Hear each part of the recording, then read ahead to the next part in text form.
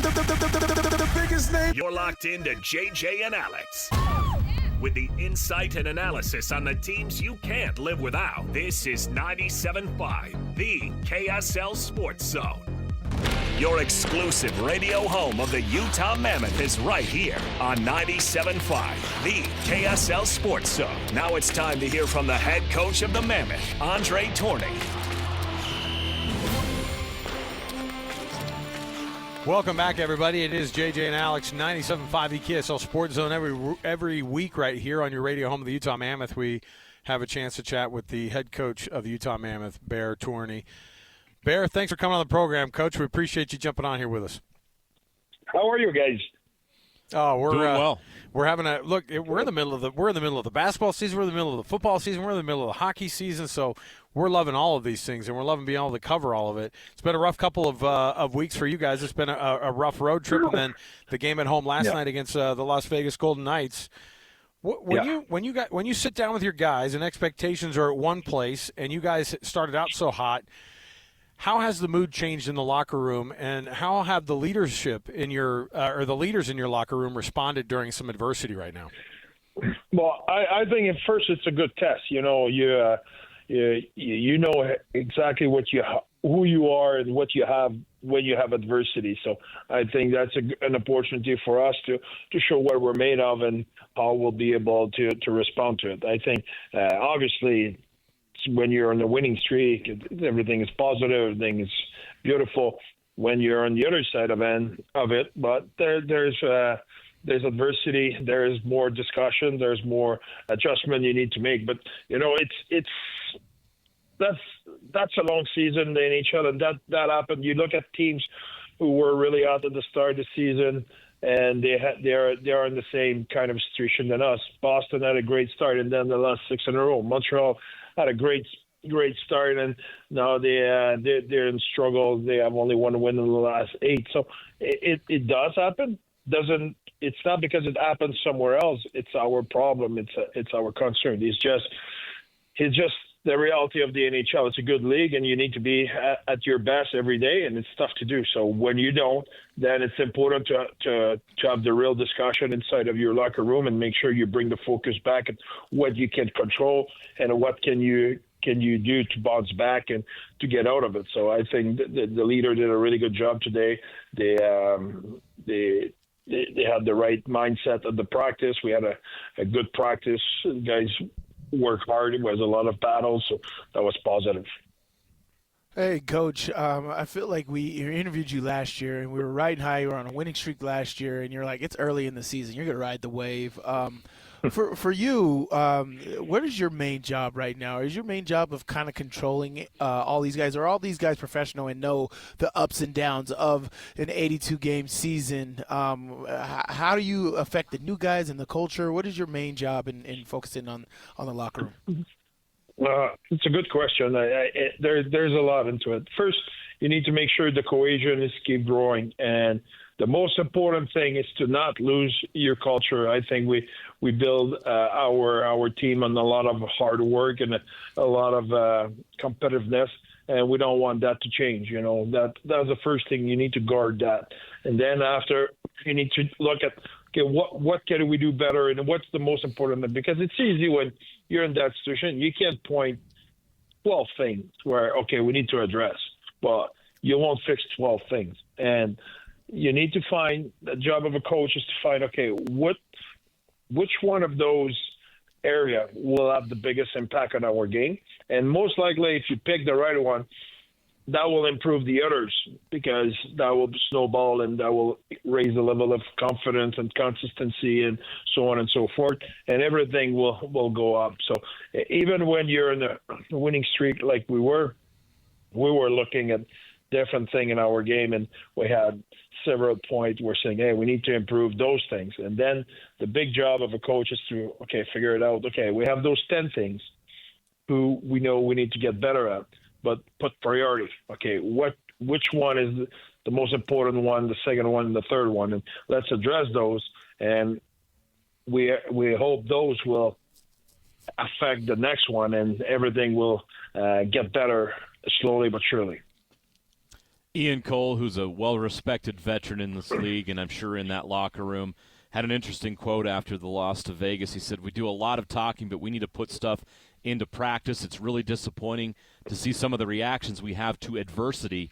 Winning needs to matter to us more than anything." Would you agree with that quote, and what message do you think he was trying to send?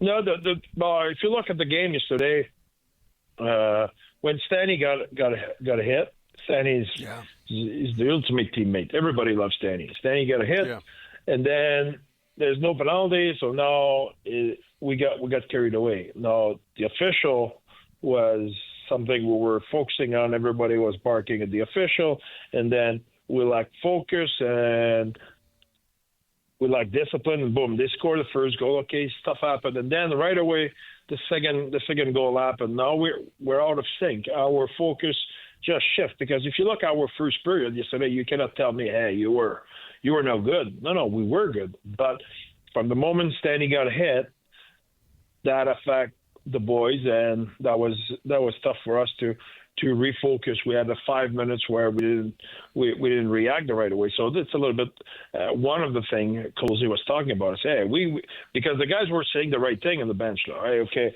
stay in the moment, boys, and so on and so forth. But at the end of the day, we need to do it. We need to have our feet where we are and make sure we're focusing on those things. And there's other thing. In a hockey team, as a player or as a coach, we repeat certain things. Hey, we need to be better at this. We need to be better at that. Well, okay, we say the right thing, but now we need to do it. So that was a little bit of a message. Colsey, I had a conversation with Colsey after the game, and that's exactly what he was talking about, saying, hey, we can say all the right thing. If we don't do it, that won't work. Yeah.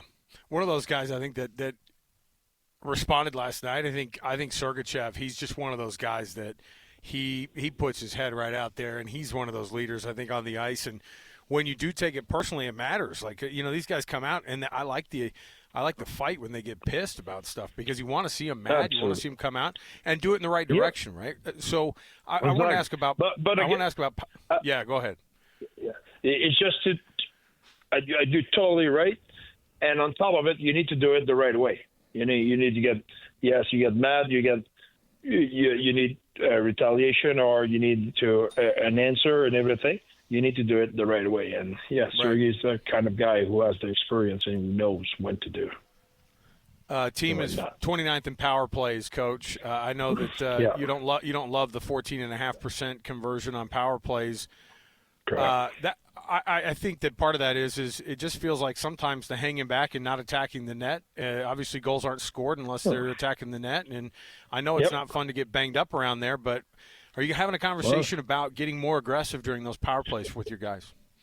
Yeah, absolutely. To be honest, last night, our first power play, we had only one power play.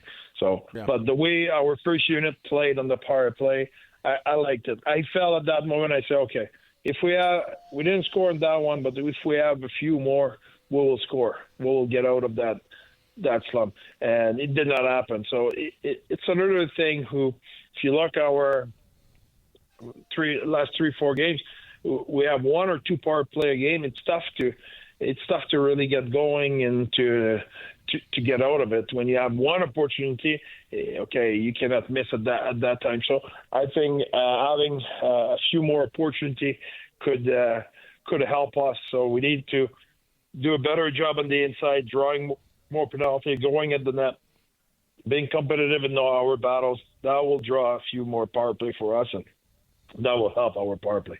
But to your point, absolutely. If we want our power play to be successful, yesterday, like we said, we put the barricade on the first unit, and we had more traction in inside. We had a few good shots on net. We had a great one-timer. We had good action. I felt, okay, we're playing the right way, and we were getting to the net. So that is that's promising. You look at the defense, and you allow the fewest shots on goal this season. I think 472, but you have the 5th worst save percentage in the league. How do you explain and address that contrast?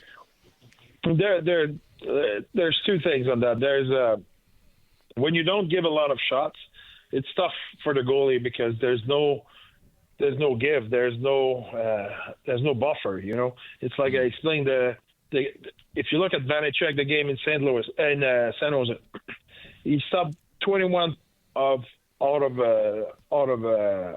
21 shot. You give 2 goals on 21 shot. I mean, Okay, so he's above 900. But then we're going in overtime. They get on the power play and they score. So now he gave 3 goals on 22 shots. So now when you give 22 shots, you don't have a lot of give, you know. So we're proud of the way we play defensively, but we still need to improve the quality of chance we gave. We gave too many one-timer from the slot and stuff like that. So if you don't give a lot of shot, but you give quality shot, it make it tough for your goalie. The Utah Mammoth, of course, you guys are going to be at home for a couple more here, Coach, and then you get yourself another shot at Vegas again as well in your building. I know it's good to be back at home, and I'm sure it's where these guys want to get back on track, and I know you want to. Thanks for answering all of our questions every week on these, Bear. We really appreciate it, and good luck the next couple of days. We're looking forward to talking to you next week. Thank you, guys. Thanks for having me. Looking forward for next week. All right, thanks, Coach. There you go. There's Coach.